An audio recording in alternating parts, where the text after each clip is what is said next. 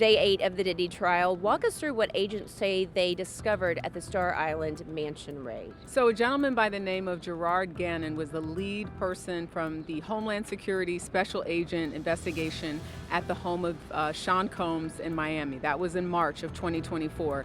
And he testified to what they were able to find in the house. The jurors saw the actual exhibit, so there were times where Mr. Gannon, Special Agent Gannon, was able to open up those plastic bags and show the jurors exactly what was found inside the home of Sean Combs. So more drugs. We've already heard that Sean Combs, from other witnesses, did drugs, had drugs. This is the first time that the jurors were able to really see some of the pictures and then the confirmation from the special agent about what these drugs were. So he described blue pills, black pills, orange pills, pink pills, and many of them testing positive for cocaine, ketamine, MDMA, and other drugs like that. So the jurors heard more about the drugs and also sex toys. There were a few sex toys that were found inside the bedroom, as well as a total of 18 platform heels. What this is supposed to prove, we will find out, but it was a little bit more of the same in terms of what we've heard, but now the jurors were actually able to visibly see it. Throughout this time, when they're showing these drugs and whatnot, I'm looking at Combs' expression. He's pretty stoic.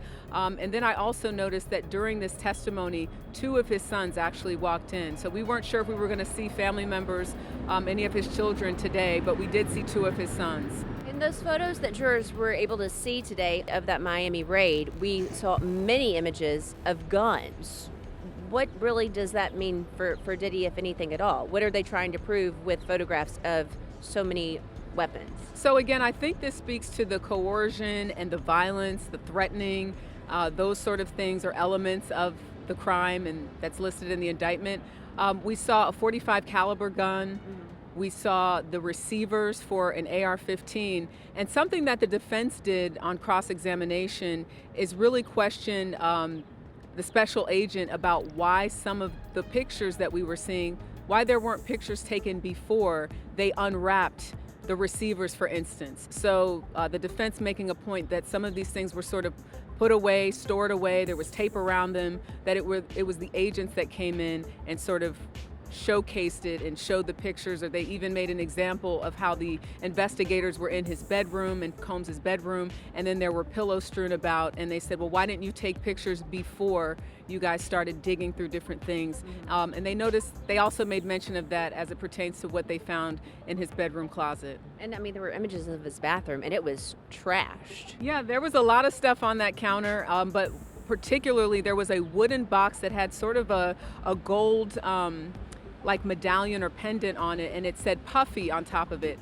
And that's where, again, investigators found more drugs. Another thing, kind of to what the defense was expressing in their cross-examination, is the defense made note of how many agents were involved, in 80 to 90 total. So they were trying to say, okay, so this is this one person, this house, you know that he's going to be gone. You know, did it take 80 or 90 agents to swarm the house, surround the house, attack it by land and by sea?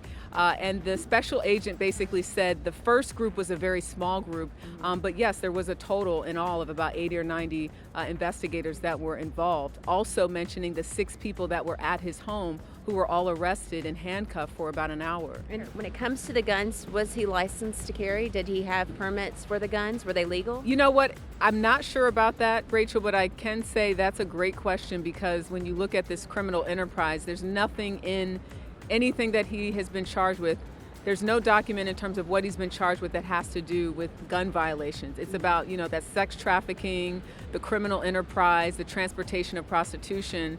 So I'm not sure that that is going to fall into whether or not he's more likely to be seen as guilty of those crimes. Gotcha. You mentioned the forensic psychologist, Dawn Hughes. She was testifying today. Why is her testimony important? Dr. Dawn Hughes, this forensic psychologist, said that she was giving subject matter testimony. She was speaking generally about the abuse that victims face and how likely it is for them to stay in these relationships for a long time. She talked about things that they would deal with over a period of time when it comes to coping mechanisms or memory and things of that nature. So she was there talking directly to the jurors. I noticed that she would look right at the jurors and explain, these are things that we expect when we're dealing with domestic violence victims, or this is why someone might stay, and this is how they might suppress memories in order to cope with certain different situations. But on cross-examination, the defense is really going in about the fact that she is not a, quote, sort of expert on the case of Cassie Ventura or other people that might be testifying. So they're making a point to say, isn't it true that even in your line of work, you are not supposed to kind of make generalizations about anyone? Sure, you can have your research and your experience, but they were very focused on making sure the jurors understood that this expert had not reviewed psychological material regarding Cassie Ventura, had not interviewed Cassie Ventura, had not examined anything that had to do specifically with this case. And the doctor said that that was true, but she was able to make some generalizations to help the jurors better understand some of the patterns of people who are victims of domestic violence. But again, that goes back to the point of domestic violence, not sex trafficking and racketeering. It is, right? And I think, again, there's this interesting sort of Like a thread, if you will, and there are so many different elements that the jurors are going to have to consider when it comes time for them to decide beyond a reasonable doubt if Sean Combs is guilty of the crimes that the government says he is guilty of. But I believe that this sort of building up of the violence, the domestic violence, the threats, the coercion, all kind of speak to the bigger picture of what the government is trying to prove. So right now they're proving his character. They're talking about his character, Right. They're talking about the behavior, but I really believe that this expert is there to help people understand that while we've seen text messages from Cassie Ventura saying she was willing and able to participate in some of these alleged freak-offs, this expert is there to say, well, there are times where a victim may go along with something because they're afraid. So I feel like that's sort of what they're there to do. But of course, all of this, I think, will really sort of come down to those jury instructions. And I've been on enough trials to know that these jurors hear all of this evidence, but at the end of the day, it's going to come down to them listening very carefully to what the judge says.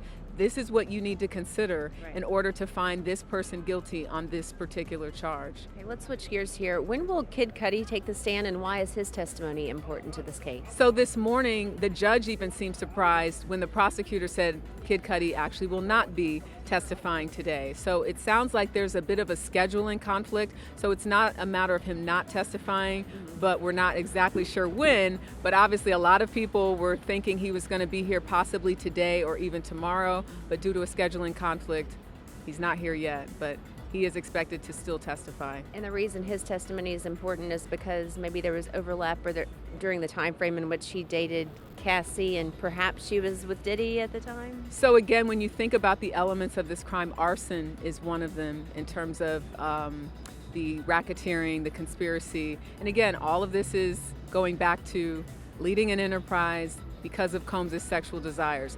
How Kid Cudi comes into play with this is Cassie Ventura testified that she was dating him briefly at the end of 2011.